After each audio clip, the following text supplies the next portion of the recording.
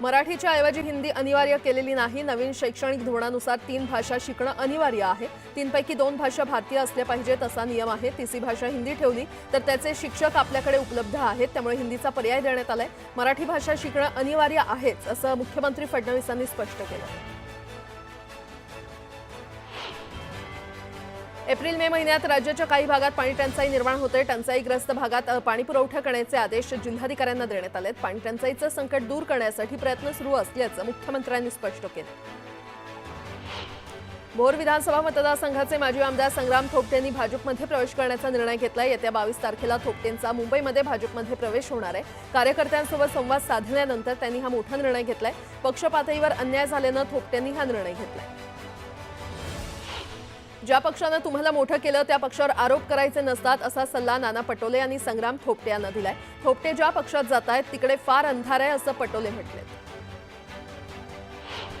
लाडकी बहीण योजनेच्या माध्यमातून महायुतीनं बहिणींना लाच देण्याचं काम केलंय अशी टीका राजू शेट्टी यांनी केली आहे। लाडक्या बहिणींना 1500 रुपये देण्यापेक्षा दवाखाने आणि मुलांना शिक्षण द्यावं अशी मागणी त्यांनी केली।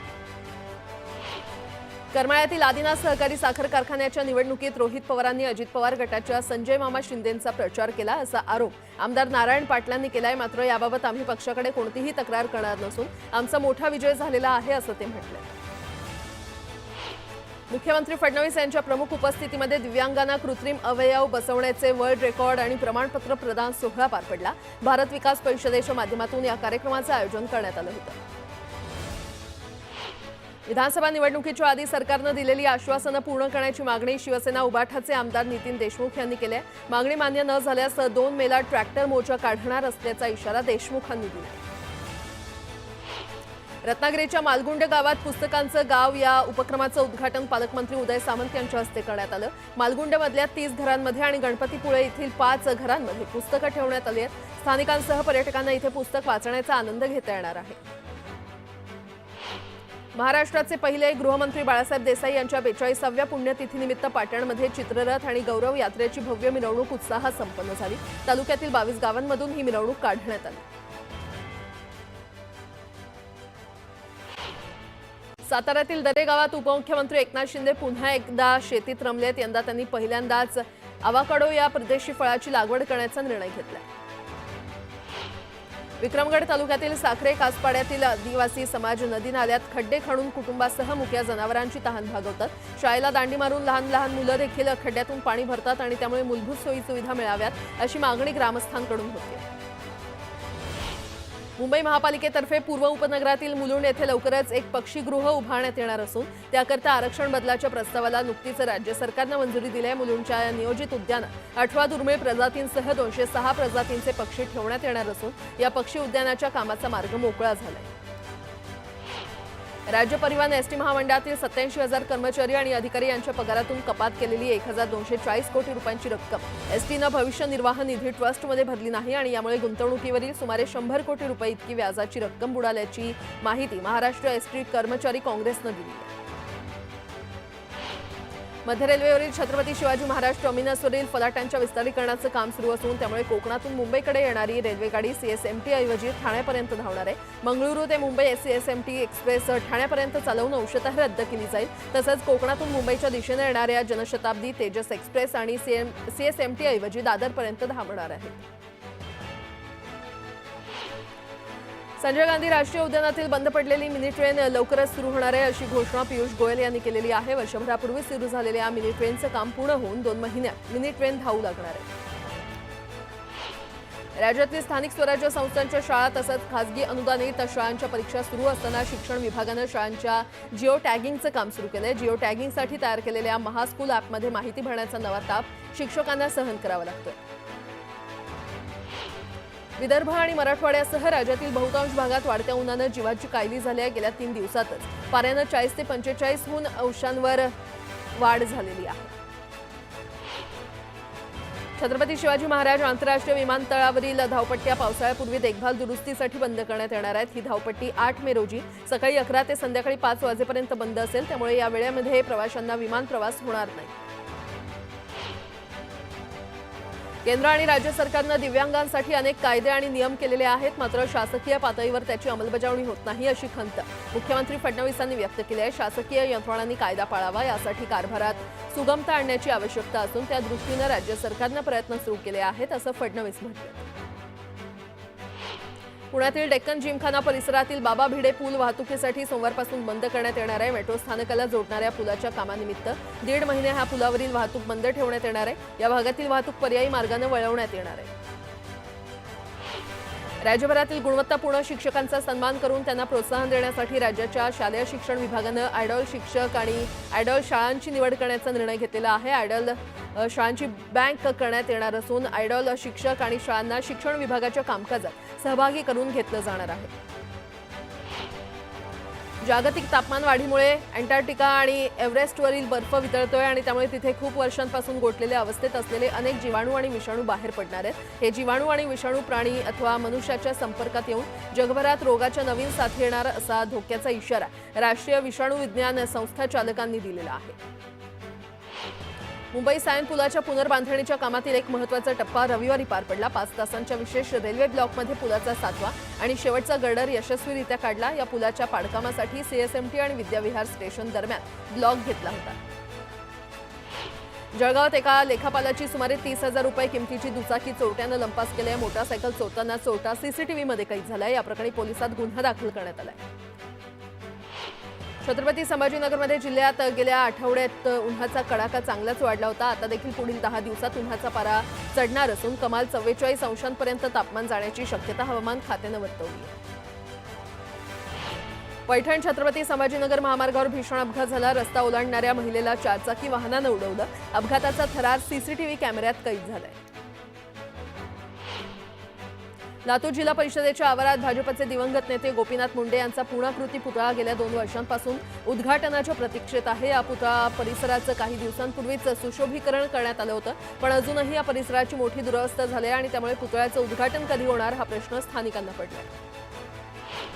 अश्विनी बिद्रे हत्याकांड प्रकरणी आज सुनावणी होणार आहे। पनवेल जिल्हा न्यायालयामध्ये हत्येचा गुन्हा सिद्ध झाल्यानंतर मुख्य आरोपी अभय कुरुंदकर याच्यासह 2 जणांच्या शिक्षेवर आज सकाळी 11 वाजता सुनावणी होणार आहे। अतिरिक्त सत्र न्यायाधीश के.जी. पालदेवार हे शिक्षा सुनावणार आहेत। ठाणे जिल्ह्यातील औद्योगिक क्षेत्रामध्ये जल आणि वायू प्रदूषणात वाढ झालेली आहे। जवळपास 1880 कारखान्यांमुळे फिशपांपाचे जीव गेलेले आहेत आणि मात्र सरकारचं बोटचेपेपणाच्या धोरणामुळे नागरिक संतप्त झाले। पालिकेच्या न्याय रुग्णालयामध्ये दाखल केलेल्या रुग्णाचा मृत्यू डॉक्टरांच्या हलगर्जीपणामुळे झाल्याचा आरोप त्याच्या नातेवाईकांनी केला। या संदर्भात आगरीपाडा पोलीस ठाण्यात तक्रारही दाखल करण्यात आली आहे। मात्र रुग्णालय प्रशासन अथवा डॉक्टरकडून कोणत्याही प्रकारचा हलगर्जीपणा झाला नाही। सर्व तपासणी अथवा चौकशीसाठी रुग्णालय प्रशासन तयार असल्याचं रुग्णालयाचे अधिष्ठाता डॉक्टर शैलेश मोहिते यांनी सांगितलं। सातारा शहरासह जिल्ह्यात दिवसेंदिवस तापमानात वाढ होत असल्यानं नागरिकांच्या अंगाची लाहीलाही होते। उष्णतेच्या लाटेमुळे दैनंदिन व्यवहारावर देखील परिणाम दिसून येतोय। रविवारी सातारचे कमाल तापमान 40 अंशांवर तर थंड हवेचं ठिकाण समजल्या जाणाऱ्या महाबळेश्वरचं कमाल तापमान 32.5 अंशांवर होतं। रविवारी कमीत कमी 900 रुपयांपासून ते 1400 रुपयांपर्यंत सरासरी दर मिळाला, तर जवळपास 19,280 क्विंटल कांद्याची आवक झाली। यात सर्वाधिक आवकही पुणे बाजारात लोकल कांद्याची 13,000 क्विंटलची झाली।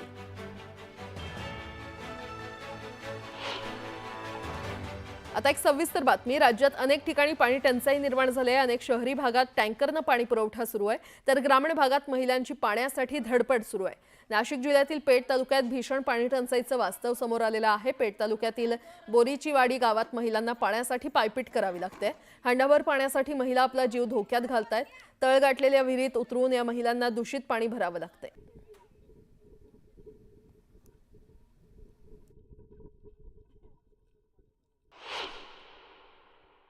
एप्रिल आणि मे या 2 महिन्यामध्ये राज्याच्या काही भागांमध्ये पाण्याची टंचाई निर्माण होते। विशेषतः जिथे पाण्याचे स्रोत स्वतंत्र नाहीत अशा ठिकाणी ही टंचाई जास्त असते। आपण याकरता जिल्हाधिकाऱ्यांना प्राधिकृत करतो। जिल्हाधिकाऱ्यांनी टंचाईच्या संदर्भात मॅपिंग करून ज्या भागामध्ये टंचाई सातत्याने जाणवते तिथे वेगवेगळ्या स्रोतातनं पाणी गेलं पाहिजे व्यवस्था करायची असते। आताही आम्हाला काही तक्रारी मिळाल्या तर आम्ही त्या जिल्हाधिकाऱ्यांकडे पाठवतो आणि टंचाई दूर करण्याचा प्रयत्न करतो। पुन्हा एकदा बातम्या वेगवान स्वरूपात. जर आमच्या मागण्या 3 महिन्यात पूर्ण झाल्या नाहीत तर अनिश्चित काळासाठी देशव्यापी संप पुकारला जाईल असा इशारा एलपीजी वितरण संघटनेनं दिला. एलपीजी वितरकांना सध्या दिलं जाणारं कमिशन खूपच कमी आहे. तेल कंपन्या कोणत्याही मागणीशिवाय वितरकांना जबरदस्तीनं सिलेंडर पाठवत असून ते कायदेशीर तरतुदींच्या विरोधात आहे असं संघटनेनं म्हटलंय. परदेशी बाजारपेठेत भारताच्या प्रवासी दुचाकी आणि व्यावसायिक वाहनांना परदेशात मोठी मागणी आहे. भारताची एकूण वाहन निर्यात 19% वाढून 53 लाखांहून अधिक झालेली आहे, तर प्रवासी वाहनांची निर्यात 15% वाढून 7,70,364 युनिट झालेली आहे. उजनी धरणातून सोलापूर शहराला पिण्यासाठी पाणी सोडलं होतं. ते पाणी शनिवारी चिंचपूर आणि औंध बंधाऱ्यात पोहोचलं. दोन्ही बंधारे उजनीच्या पाण्यानं 4.5 मीटर भरलेले आहेत, त्यामुळे शहराची 2 महिन्यांची पाण्याची चिंता मिटली. मुंबई विद्यापीठातील संशोधनाला चालना देण्यासाठी IIT मुंबईचा हातभार लागणार आहे. NEP अंतर्गत अनुसंधान नॅशनल रिसर्च फाउंडेशनद्वारे सुरू केलेल्या partnerships for accelerated innovation and research या उपक्रमात मुंबई विद्यापीठाचा समावेश करण्यात आला आहे. यासोबतच इतरही काही महत्त्वाच्या बातम्या आपण पाहणार आहोत. तुर्तास एक छोटासा ब्रेक. पाहत रहा news 18.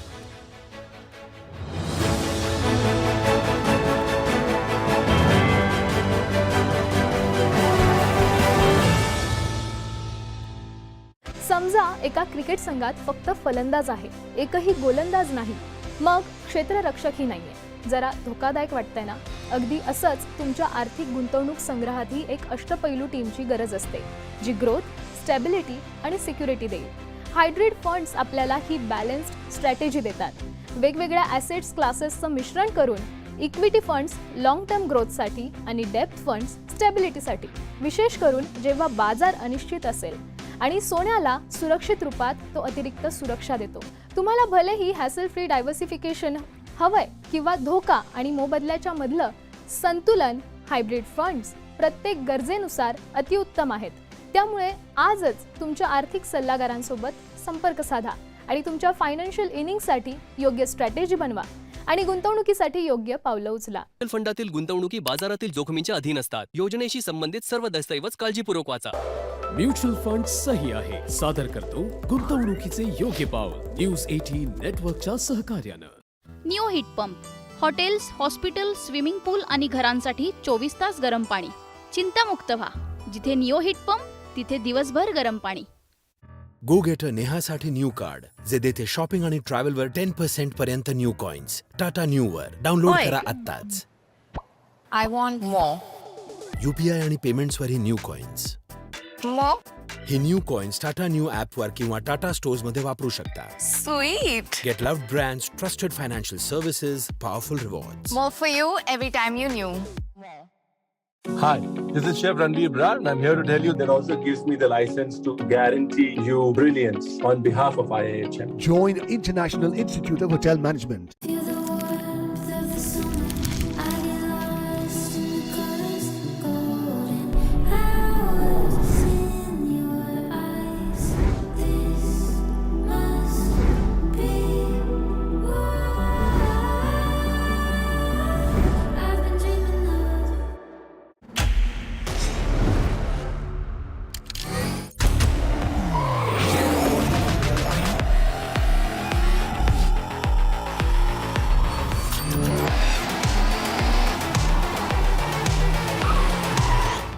TVS Raider, the wicked ride. What smart AC? Smart AC वो है जो आपको दे सुकून की नींद विद कस्टमाइज्ड स्लीप प्रोफाइल. घर ले आइए Panasonic Smart AC और रहिए future ready. Panasonic. Clear vision is the key to success. That's why for my vision, I trust only Essilor.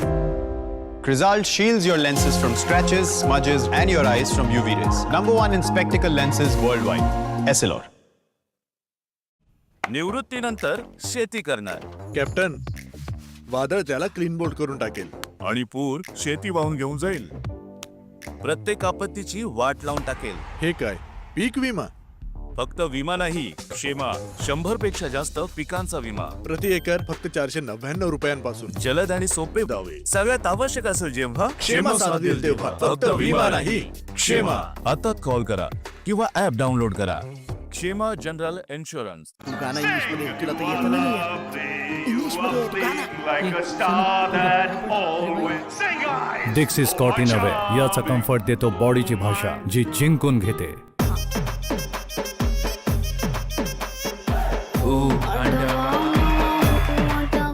डिक्सी Scott innovate. Jio unlimited offer. आता अनलिमिटेड 5G डेटा सह free cricket, free home fiber trial. Come on India. Jio digital life. बहुत acidity है, कोई solution है? लीजिए. इडली ढोकला थोड़ी ना banana है, असली सॉल्यूशन तो लीजिए आयुर्वेदिक गैसोफास. असली जीरे वाला आयुर्वेदिक गैसोफास. बाकी सबको नो, सिर्फ असली सॉल्यूशन लो. असली जीरे वाला गैसोफास. थोड़ा सेफ. थोड़ा safe. I need expert savings. I need my carrier. Kitchen कॉमेडीचं क्रीडांगण. स्टार प्रवाहावरती सामना रंगणार प्रवाह. आता झणझणीत कॉमेडीचा सिक्सर बसणार. बलाबलांची शिट्टी वाजणार. 26 एप्रिल पासून शनिवार रविवार रात्री 9 वाजता स्टार प्रवाहावर. नवीन स्मूथ लस्सी द्या.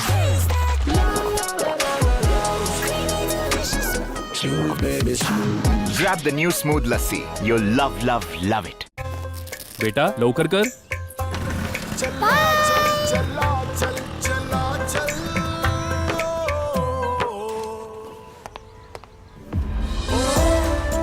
याच आनंदासाठी तर मी चालत राहतो. पॅरागॉन, जिद्द चालत राहण्याची. माही सर, तुम्हाला तुमचे फॅन्स किती आवडतात? Honestly, I love my new fans. जुने फॅन्स उगीच आवाज करतात. सर, फॅन्स तर आवाज करणारच ना. नवीन करत नाहीत. आणि ते मी काय म्हणतो ते ऐक. The new generation Orient BLDC fans. Super silent performance, voice control सह. Silly me, I thought cricket fans. This is the story of the passionate few who sail into new waters courageously. They breathe life into their vision and face life with a smile. Because life is best lived passionately. Linen Club, passionate like you. हे आहे news 18 network.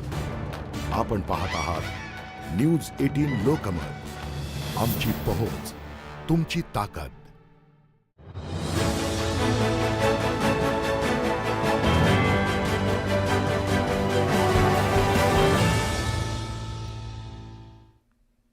ब्रेकनंतर आपलं पुन्हा एकदा स्वागत. उर्वरित बातम्या पाहूया. विदर्भ आणि मराठवाड्यासह राज्यातील बहुतांश भागात वाढत्या उन्हानं जीवाची काहिली केली आहे. गेल्या 3 दिवसातच पाऱ्यानं 40हून 45 अंश सेल्सिअसपर्यंत मजल मारली आहे. रविवारपासून 3 दिवसांसाठी मध्य महाराष्ट्र आणि मराठवाड्यातील काही जिल्ह्यांना उष्णतेच्या लाटेचा येलो अलर्ट जारी करण्यात आला आहे. सोशल मीडियावर धार्मिक अथवा जातीय भावना दुखावल्याच्या कुणीही पोस्ट टाकल्यास संबंधितांवर कारवाई केली जाणार आहे. ठाणे शहर पोलीस आयुक्तालयाच्या कार्यक्षेत्रात सोशल मीडियाच्या गैरवापराबाबत वर्षभरात 22 गुन्हे नोंद झाले. गेल्या काही दिवसांपासून कापसाच्या बाजारभावात सातत्यानं घसरण सुरू होती. मात्र काही दिवसात कापूस उत्पादक शेतकऱ्यांना समाधानकारक बाजारभाव मिळत असल्याचं चित्र आहे. सद्यस्थितीमध्ये कमीत कमी 7,100 रुपयांपासून 8,012 रुपयांपर्यंत दर मिळतोय. राज्यातील बाजार समितीमध्ये रोजच्यापेक्षा आज गव्हाची आवक कमी झाली आहे. बाजार समितीमध्ये गव्हाची 281 क्विंटल इतकी आवक झाली असून त्याला सर्वसाधारणपणे 2,650 रुपये प्रति क्विंटल इतका दर मिळतोय. हरभऱ्याची आवक 113 क्विंटल झाली आणि त्याला सर्वसाधारण दर हा 5,617 रुपये प्रति क्विंटल इतका मिळाला. शेतमालाला योग्य दर मिळत नसल्यानं शेतकरी आता बाजारात शेतमाल विक्री करण्यासाठी उत्सुक नसल्याचं दिसतंय. सांगलीच्या पलूस तालुक्यातल्या वसगडे येथे रेल्वे प्रशासनाविरोधात शेतकऱ्यांनी बेमुदत धरणे आंदोलन सुरू केले. रेल्वे प्रशासनानं पुणे मिरज लोंढा रेल्वे दुहेरीकरण मार्गासाठी वसगडे येथील 50 ते 60 शेतकऱ्यांची जमीन संपादित करण्यात आली आहे. बेकायदेशीरित्या जमीन संपादित केल्याचा आरोप शेतकऱ्यांनी केला. मुंबई गोवा महामार्गावर मोठी वाहतूक कोंडी पाहायला मिळाली. माणगाव बाजारपेठ ते गारळ फाट्यापर्यंत 6 ते 7 किलोमीटरपर्यंत वाहनांच्या लांबच लांब रांगा लागल्याचं दिसून आलं.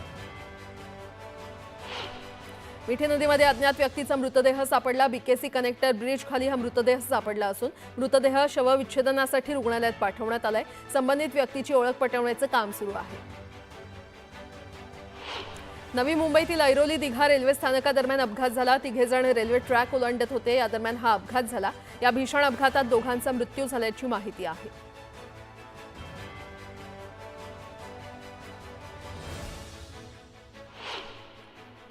आणि आता एक मोठी बातमी. पिंपरी चिंचवड शहरातील आदिनाथ नगर भागात 2 तरुणांनी 7 ते 8 4-चाकी वाहनांची तोडफोड केल्याची घटना उघडकीस आली आहे. मध्यरात्री 1च्या सुमारास या 2 तरुणांनी कोयता आणि लाकडी दांडक्यानं या वाहनांच्या काचा फोडल्या. या तोडफोडीच्या घटनेनंतर परिसरात भीतीचं वातावरण निर्माण झालं असून या प्रकरणी भोसरी पोलीस ठाण्यात तोडफोड करणाऱ्या अज्ञात 2 तरुणांचा शोध पोलीस सध्या घेत आहेत.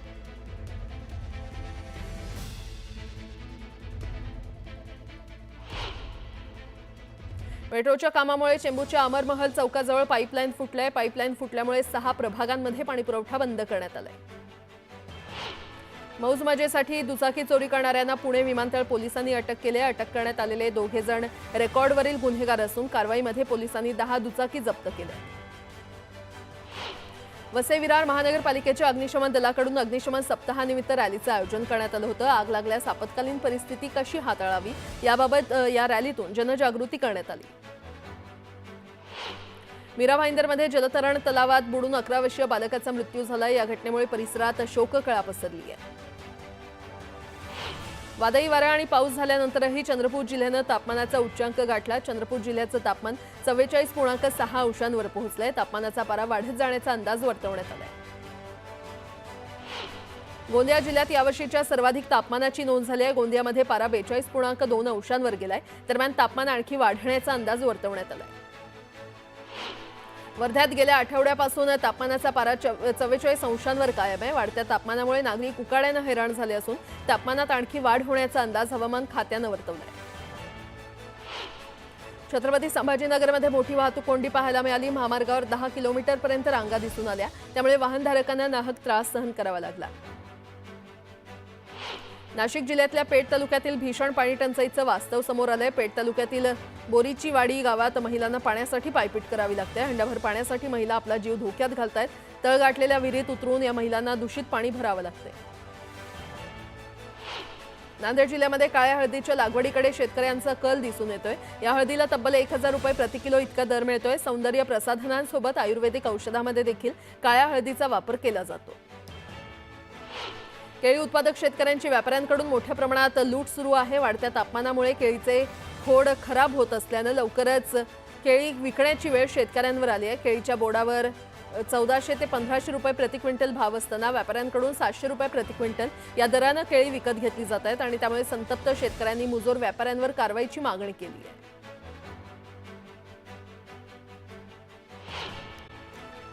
वडाळ्यातील तणावपूर्ण स्थितीनंतर पोलिसांच्या कडेकोट बंदोबस्तात शोभायात्रा पार पडली. हनुमान मंदिर इथून सुरू झालेली रॅली वडाळा बरकत अली नाका इथे संपन्न झाली. पोलिसांनी परवानगी न दिल्यानं विश्व हिंदू परिषदेच्या वतीनं आंदोलन करण्यात आलं होतं आणि त्यानंतर पोलिसांनी परवानगी दिली आणि शोभायात्रा पार पडली.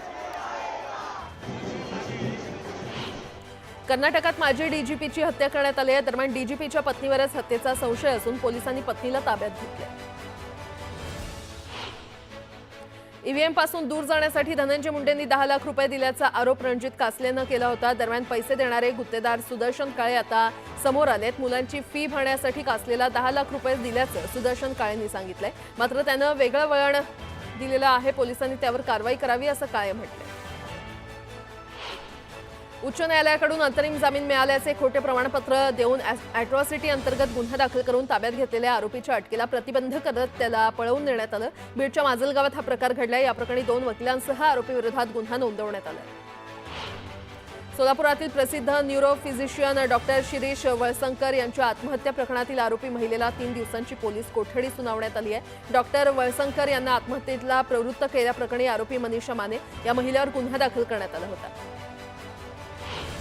भोकरदानच्या वजरखेडा गावात शिवपुराण कथेच्या कार्यक्रमादरम्यान वादळामुळे मंडप कोसळलं. मंडप उडून भाविकांच्या अंगावर ते कोसळलं आणि या घटनेत 25 ते 30 जण जखमी झाले.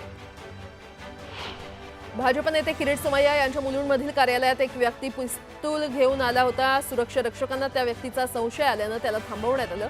या व्यक्तीनं पिस्तूलचं लायसन्स असल्याचं सांगितलं. दरम्यान पिस्तूल घेऊन येण्याचं कारण तपासानंतर समोर येईल.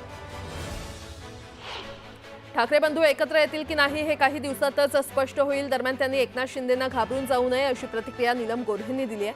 बाळासाहेब ठाकरेंचा वारसा घेऊन एकनाथ शिंदे काम करतात असं त्या म्हटल्या.